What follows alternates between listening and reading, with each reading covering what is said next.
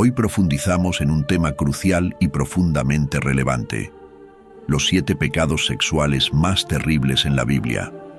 La palabra de Dios nos proporciona una guía clara sobre cómo vivir una vida santa y pura. A través de este video, exploraremos algunos de los pecados sexuales más graves condenados en las Escrituras, desde la lujuria hasta la fornicación.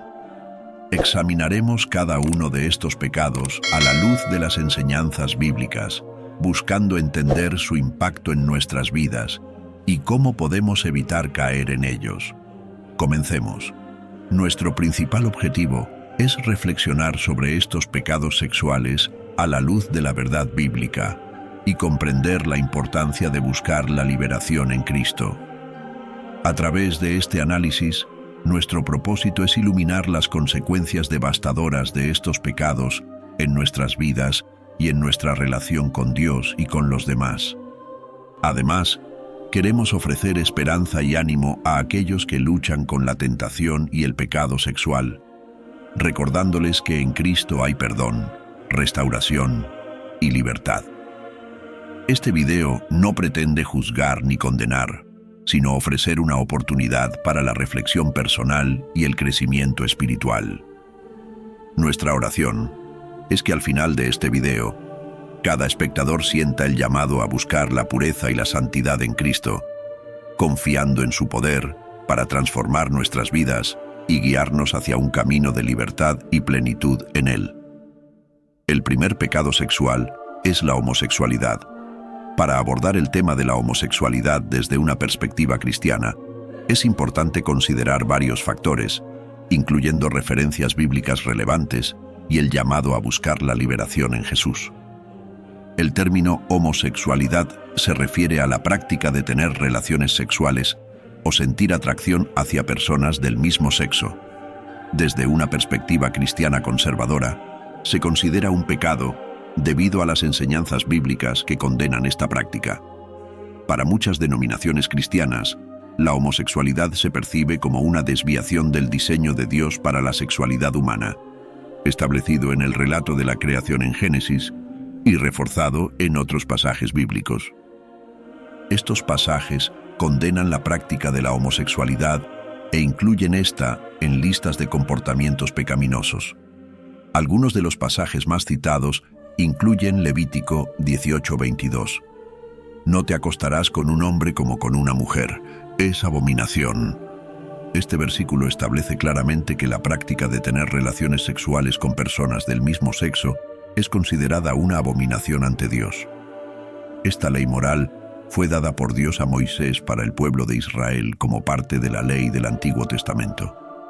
Romanos 1:26-27 dice: Por eso Dios los entregó a pasiones vergonzosas, pues sus mujeres cambiaron el uso natural por el que es contra naturaleza, y de igual modo también los hombres, dejando el uso natural de la mujer, se encendieron en su lascivia unos con otros, cometiendo hechos vergonzosos hombres con hombres y recibiendo en sí mismos la retribución debida a su extravío. En este pasaje, el apóstol Pablo explica cómo la humanidad se alejó de Dios y cayó en la idolatría y la inmoralidad. El versículo destaca cómo el abandonar el diseño natural de la sexualidad humana y entregarse a la lujuria llevó a prácticas sexuales contrarias a la voluntad de Dios, incluyendo la homosexualidad.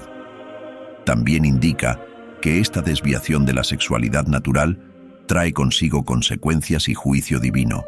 De manera similar, 1 Corintios 6, 9, 10 dice: ¿No sabéis que los injustos no heredarán el reino de Dios? No os engañéis, ni los fornicarios, ni los idólatras, ni los adúlteros, ni los afeminados, ni los que se echan con varones, ni los ladrones, ni los avaros, ni los borrachos, ni los maldicientes, ni los estafadores heredarán el reino de Dios. En este pasaje, Pablo enumera una serie de pecados que son incompatibles con la vida en el reino de Dios.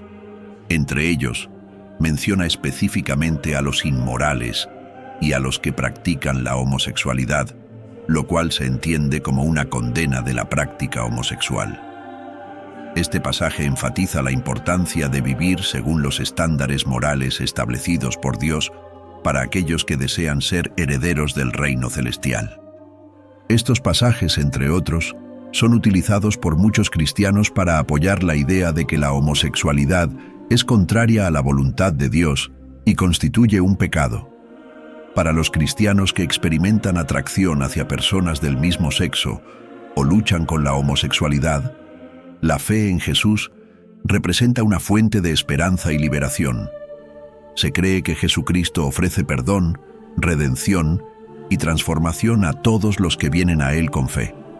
Muchas personas que han dejado la homosexualidad testifican cómo encontraron sanidad y plenitud en su relación con Jesús. Buscar la liberación en Jesús implica un compromiso con la transformación espiritual y emocional, así como con la comunidad cristiana que brinda apoyo, amor y comprensión en el camino hacia la libertad. A través de la oración, el estudio de las Escrituras, el asesoramiento pastoral y la comunión cristiana, se busca fortalecer a las personas que luchan con la homosexualidad y ayudarles a vivir según los principios bíblicos y el plan de Dios para sus vidas. El segundo pecado sexual es la sensualidad. La sensualidad se refiere a una inclinación excesiva hacia el placer sensorial, especialmente en relación con el deseo sexual. Involucra una obsesión o indulgencia excesiva en los impulsos físicos y emocionales por encima del autocontrol y la moderación. La sensualidad puede manifestarse en diversas formas, como la provocación sexual, el exhibicionismo, la promiscuidad y el consumo excesivo de entretenimiento sexualizado. La sensualidad se caracteriza por un enfoque desordenado y desequilibrado en la satisfacción de los deseos carnales, lo cual puede llevar a comportamientos inmorales y destructivos. En contraste, vestirse con modestia es esencial para reflejar un corazón y una mente centrados en la pureza y la santidad. La vestimenta modesta no solo protege la pureza personal, sino que también muestra respeto por la dignidad de cada persona. Como hijo de Dios, la Biblia nos exhorta a vestirnos con modestia y decencia, evitando prendas que puedan incitar a la tentación sexual o provocar deseos impuros en los demás. 1 Timoteo 2, 9, 10 en la Biblia, Reina Valera 1960 dice: Asimismo que las mujeres se atavíen de ropa decorosa, con pudor y modestia, no con peinados ostentosos, ni oro, ni perlas, ni vestidos costosos, sino con buenas obras, como corresponde a mujeres que profesan piedad. Este pasaje instruye a las mujeres sobre cómo deben vestirse y comportarse en la iglesia. Enfatiza la importancia de la modestia y la discreción en la vestimenta, así como la prioridad de las buenas obras sobre la ostentación externa. La enseñanza nos recuerda que la verdadera belleza y la verdadera piedad no se encuentran en la apariencia externa, sino en el corazón y la conducta de una persona.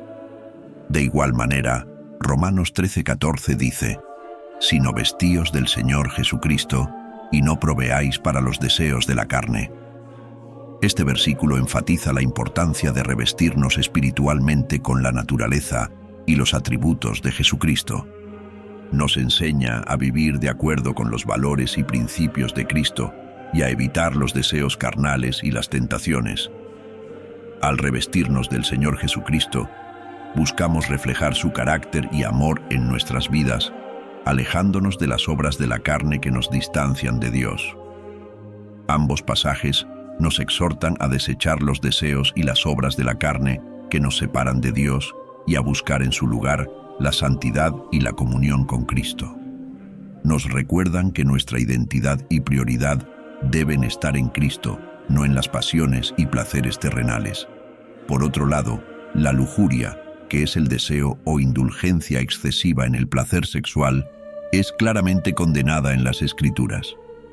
Se menciona como una de las obras de la carne y se advierte sobre sus consecuencias destructivas. La lujuria puede llevar a la separación de Dios, la corrupción espiritual y graves problemas en las relaciones humanas. como la ruptura familiar o la transmisión de enfermedades de transmisión sexual. En Gálatas 5, 19, 21, el apóstol Pablo ofrece una lista de las obras de la carne, que son acciones y actitudes que surgen de nuestra naturaleza pecaminosa.